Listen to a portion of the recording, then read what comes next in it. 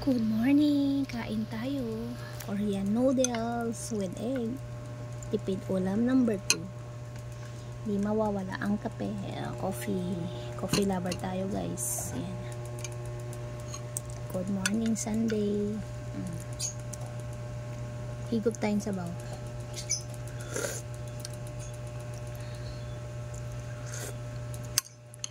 Sarap. Shoutout sa lahat. Thank you so much for always watching.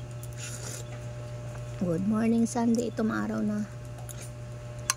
Maaraw na sa labas, guys.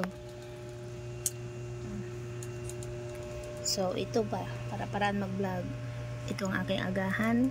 Tipid agahan for today's day. Shoutout sa lahat, guys. Thanks for watching. Kape-kape. Korean noodles.